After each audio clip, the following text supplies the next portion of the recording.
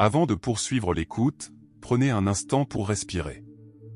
Si vous avez déjà eu le sentiment que l'amour vous a plus blessé que guéri, alors cet espace est pour vous. Ici, nous abordons ce que presque personne n'ose nommer, la part cachée de l'âme, les vérités murmurées dans le silence. Abonnez-vous, non pour me suivre, mais pour vous retrouver. Car ce que vous allez entendre n'est pas destiné à vous plaire, mais à vous éveiller. Et si vous choisissez de rester, faites-le en gardant les yeux de votre âme grands ouverts. Ce qui va être révélé pourrait transformer à jamais votre conception de l'amour. L'amour est un mot que les êtres humains prononcent avec la même ferveur qu'ils mettent à nommer leur Dieu et avec la même inconscience qu'ils invoquent leurs démons. Elena Blavatsky le définissait comme une illusion sacrée, une force capable d'élever ou de détruire selon la pureté de l'âme qu'il invoque. Mais avant que l'amour n'éclose, elle nous mettait en garde contre un point essentiel, ce qui nous fait tomber amoureux, ce n'est pas l'autre personne, mais le reflet de ce que nous ignorons de nous-mêmes. Imaginez une pièce faiblement éclairée. Une bougie allumée projette deux ombres sur le mur, la vôtre et celle, déformée, de celui ou celle que vous croyez aimer. Cette ombre n'appartient pas à l'autre, elle vous appartient. Chaque geste que vous admirez, chaque caresse que vous désirez, chaque silence douloureux, n'est qu'un miroir qui reflète la forme exacte de votre propre manque. L'amour humain, disait Blavatsky, est un accord entre deux inconscients qui tentent de se reconnaître dans l'obscurité. Et presque toujours, ce qu'ils découvrent est un prolongement de leur propre abîme. La psychologie moderne confirme cela par d'autres termes, projection, idéalisation, transfert. Jung observait que l'âme projette sur l'autre les images de l'anima ou de l'animus, figures intérieures chargées du poids de l'inconscient collectif.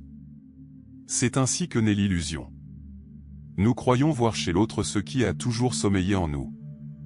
C'est pourquoi, au premier abord, l'amour semble magique, il révèle des aspects oubliés de notre être. Mais cette magie est dangereuse. Ce qui s'élève sous le charme de la fascination s'effondre avec la désillusion de la vérité.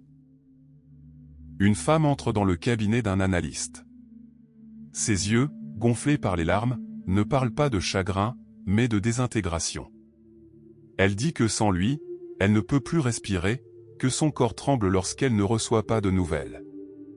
Le thérapeute ne la juge pas. Il sait que ce qui la consume n'est pas de l'amour, mais une forme subtile de possession. Alors il lui demande, « Que ressentiez-vous avant de le rencontrer ?» Elle répond, « Le vide. » L'analyste murmure. « Il ne vous a rien pris. Il n'a fait qu'illuminer votre vide. » Voilà le voile de l'amour. Un tissu subtil entre l'âme et son miroir. Il séduit par la promesse de nous compléter, mais nous retient prisonniers d'une illusion. Les neurosciences expliquent comment le cerveau, sous l'influence de la dopamine et de l'ocytocine, crée une sensation d'éternité durant les premiers mois d'une relation. C'est une sorte de drogue biologique conçue pour la survie de l'espèce, non pour l'éveil de l'esprit. Le corps croit aimer. L'âme commence à peine à se souvenir. Blavatsky le savait. Dans sa doctrine théosophique, elle affirmait que l'amour personnel appartient au plan astral, le plus trompeur de tous, où les émotions créent des formes vivantes du désir. Là, chaque pensée d'attachement engendre une entité subtile, un élémental qui se nourrit de nos passions. Plus nous croyons aimer, plus nous nourrissons cet amour, jusqu'à ce qu'il devienne une créature indépendante, une idole invisible exigeant des sacrifices. C'est pourquoi, dans toute relation, un troisième être naît, ni vous, ni l'autre personne, mais le lien lui-même. Et ce lien est insatiable. Il réclame attention, contrôle, drame, larmes. Il se nourrit de l'énergie émotionnelle des deux. Nombreux sont ceux qui aiment sans réaliser qu'ils ne tiennent pas un cœur, mais un autel ardent qui consume lentement leur volonté. Les textes hermétiques l'appelaient le mirage de Vénus, le pouvoir de la beauté à voiler la vérité. Vénus, déesse de l'amour, était aussi la porteuse de l'illusion. Dans son temple, plaisir et sacrifice ne faisaient qu'un. Ceux qui aimaient sans conscience étaient prisonniers du cycle du désir. Ceux qui aimaient consciemment en étaient libérés. L'enseignement ésotérique ne condamne pas l'amour, il le purifie. Il nous rappelle qu'aimer, ce n'est pas chercher l'autre, mais reconnaître l'âme partagée. Aimer, ce n'est pas posséder, mais contempler sans besoin. Et seuls ceux qui ont contemplé leur propre ombre peuvent regarder l'autre sans la projeter. Blavatsky avertissait, tant que vous chercherez l'amour pour combler votre vide, vous ne trouverez que des miroirs. Lorsque vous aimerez de tout votre être, vous trouverez le silence. Le véritable amour ne doit être confondu ni avec une passion brûlante ni avec une tendresse paralysante. C'est un feu frais, un calme lumineux. Il naît lorsque l'ego est mis à nu et que le besoin est compris comme illusion. Alors le voile tombe. L'amour cesse d'être un sortilège et devient vision. Et ce que vous voyez n'est plus l'autre, c'est vous-même, reflété dans la conscience universelle. C'est peut-être pour cela que l'amour fait si mal. Parce que son but. Le secret n'est pas de nous rendre heureux, mais de nous éveiller.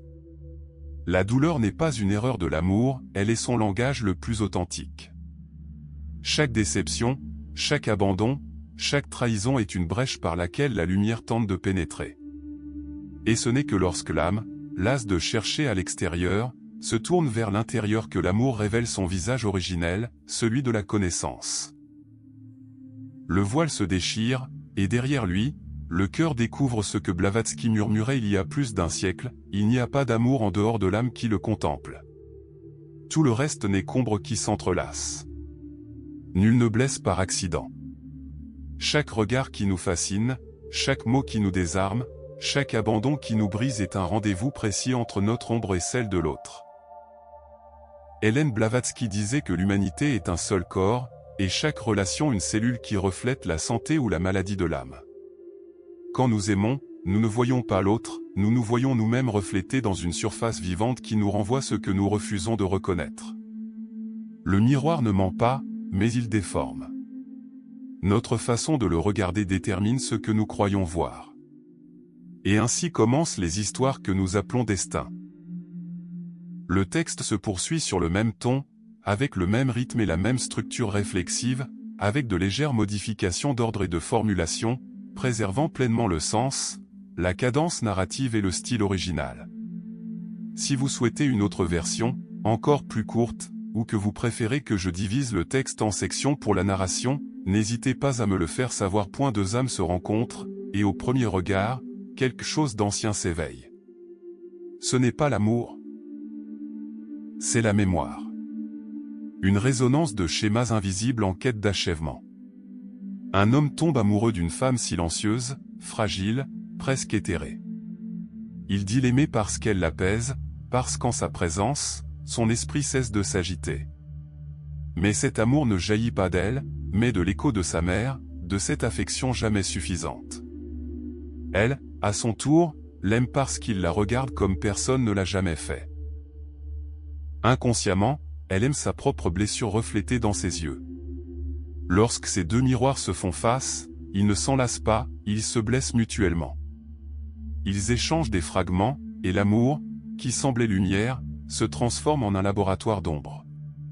Carl Jung le décrivait comme la rencontre avec la projection de l'anima ou de l'animus, cette part refoulée de l'âme qui tente de se manifester à travers l'autre.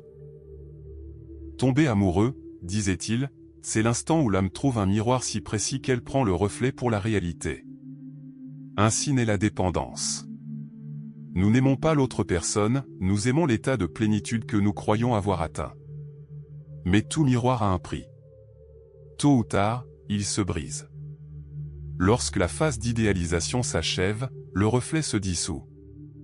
Ce qui semblait divin devient insupportable. Ce que nous admirions commence à nous irriter. Ce que nous jurions éternel nous étouffe. C'est l'effondrement du miroir. L'âme ne peut supporter de se voir si clairement. C'est pourquoi l'amour humain passe souvent de l'extase à la désillusion. Ce n'est pas l'autre personne qui a changé, c'est l'illusion qui s'est effondrée, et ce qui reste, c'est la vérité nue de chacun. La neuropsychologie explique que tomber amoureuse active les mêmes régions du cerveau qu'une addiction.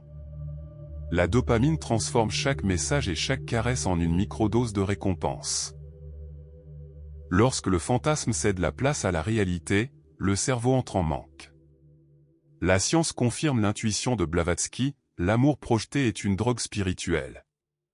Sa fonction secrète n'est pas de perpétuer le plaisir, mais de révéler l'asservissement intérieur. Dans les anciens mystères orphiques, l'âme était perçue comme une étincelle tombée du feu divin, prisonnière du reflet de la matière. Le mythe de Narcisse en est le symbole le plus clair. Le jeune homme qui tombe amoureux de son reflet dans l'eau et meurt en tentant de l'enlacer. Blavatsky n'y voyait pas de la vanité, mais un avertissement. Quiconque cherche son reflet dans autrui finit par se noyer dans sa propre projection. L'amour, disait-elle, est le miroir où l'esprit peut se reconnaître, ou se perdre. Dans les temples théosophiques, on enseignait à regarder sans désir, à observer l'autre comme on contemple une flamme. Sans chercher à le posséder, sans l'éteindre, simplement en la regardant brûler. Car aimer véritablement, c'est laisser l'autre exister en dehors de nos besoins. Mais la plupart des gens ne peuvent supporter cet amour-là. Ils préfèrent l'illusion du miroir, même si elle blesse, à la solitude de la connaissance de soi. Un disciple demanda un jour à Blavatsky, « Comment savoir si j'aime l'autre personne ou mon reflet ?» Elle répondit, « Observez ce que vous ressentez en son absence. Si votre amour s'estompe lorsqu'elle n'est pas là, ce n'était pas de l'amour, c'était un reflet. » Le miroir de l'autre prend de nombreuses formes, partenaire, ami, enfant, professeur, ennemi. Chacun reflète un aspect différent de nous-mêmes. Certains révèlent une tendresse oubliée, d'autres une cruauté refoulée. Et il existe des miroirs qui brisent l'âme, mais qui ne font que libérer. Car lorsque le reflet blesse, c'est le signe que la vérité émerge. Dans nos relations, nous jouons tous des rôles de miroir. Nous donnons vie au drame des archétypes, le sauveur et le martyr, le persécuteur et la victime, le professeur et l'élève. Chaque rôle dissimule un besoin inconscient d'équilibre. La femme qui se donne sans compter cherche, au fond d'elle-même, quelqu'un pour la sauver. L'homme qui contrôle et exige l'amour craint l'abandon qu'il n'a jamais surmonté. Le miroir n'accuse pas, il révèle.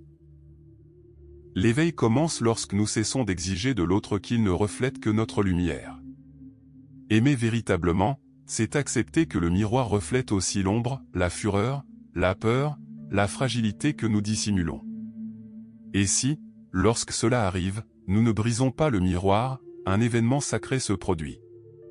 La conscience s'élargit. Car l'amour n'a pas été créé pour nous rendre heureux, mais pour nous éveiller à la conscience. Blavatsky l'exprimait avec sa franchise habituelle. L'âme ne cherche pas de partenaire, elle cherche son reflet dans l'éternité. Les humains recherchent la compagnie parce qu'ils craignent le vide, l'initié recherche la solitude parce qu'il y découvre sa plénitude. Le miroir de l'autre n'est ni ennemi ni sauveur, c'est un instrument alchimique. En lui, le plomb de la personnalité peut se transformer en or spirituel, si nous pouvons résister au feu du reflet. Lorsque nous cessons de fuir ce que l'autre nous montre, la projection se dissout. Et à cet instant, ce qui semblait un visage étranger se révèle être une part de nous-mêmes. Le miroir devient clair, l'âme comprend. L'amour cesse d'être un reflet et devient reconnaissance. Car le véritable but de l'amour n'est pas de posséder l'autre, mais de se voir soi-même sans masque.